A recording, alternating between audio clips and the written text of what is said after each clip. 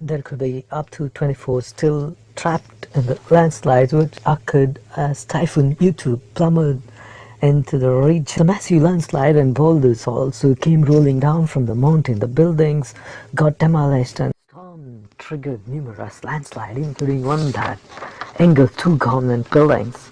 The Category 2 equivalent storm hit areas already impacted by Typhoon Mangkhut in September of this year. Typhoon Yutu slammed into the northern Philippines on Tuesday, triggered landslide and killing at least 11 people through the region. Rescuers pulled out 4 survivors and 4 bodies, but several more were missing after the massive landslide set off by the typhoon crashed down on 2 government buildings in the northern Philippine mountain province, officials said Wednesday. Regional Office Chief Superintendent Rolando Nana said at least 19 more people still are missing from the landslide in the far-flung town of Northern and the mountain province. As this starts to near the Typhoon Yutu slammed the northern Philippines on Tuesday as a Category 2 storm, and this was a small island in the West Pacific still has no running water after being slammed by Super Typhoon Yutu last week.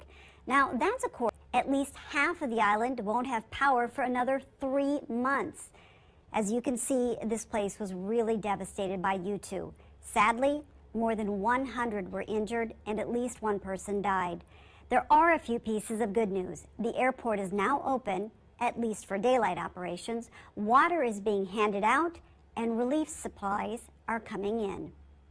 A powerful typhoon tore through the Philippines Tuesday, triggering landslides that left at least 6 people dead. Where generally people don't want to leave that easily when typhoons are on the way. I talked about Mangkhut. That killed over 90 people in the northern Philippines in September, and people are still reeling from the damage from that typhoon to crops and structures in the area, and multiple people are still missing. Yutu is expected to bring some pretty heavy rain to China this weekend.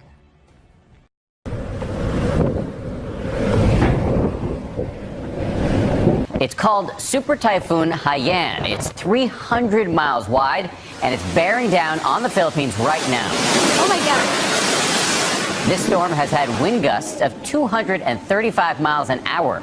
That is comparable to an extremely powerful Category 5 hurricane. Evacuations have been ordered, and officials are preparing people for significant risk to both lives and property. As it hit land, the sustained winds, as opposed to the wind gusts, were recorded at an unheard of 195 miles an hour. By comparison, the massively destructive Superstorm Sandy carried gusts of 80 miles an hour, and Hurricane Katrina, the worst in recent American history, hit with 120-mile-an-hour winds. But this one is much bigger, and the warnings from officials sound like something you hear before the start of a war.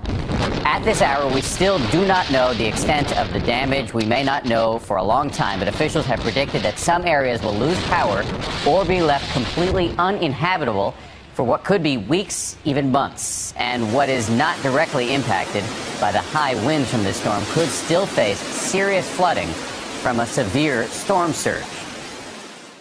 The government engineer Junal Amal told the Associated Press by phone from the site of the landslide. The typhoon, known locally as Rosita, slammed into Dinapigu town in northern Isabela province before dawn Tuesday as a Category 2 equivalent storm, knocking down trees and power posts and ripping roofs of small houses. The typhoon hit near the same area where Typhoon Mangkhut left more than 100 people dead and many more missing in September, mostly in Igno and nearby mountain towns. The people are still scared. They are really moved from the mountain side and away from the river after police declared it was time to evacuate, said Mayor Victoria Palangdan. A gold mining mountain town where more than 90 villagers died, mostly due to the landslide set off by Mangkhut. Meanwhile, in Abra province, a man went missing Tuesday when he tried to cross the rampaging waters and Benagun River to Two villagers managed to swim to safety when the wooden boat capsized in the river in Kalinga province, but a companion was swept away by strong currents.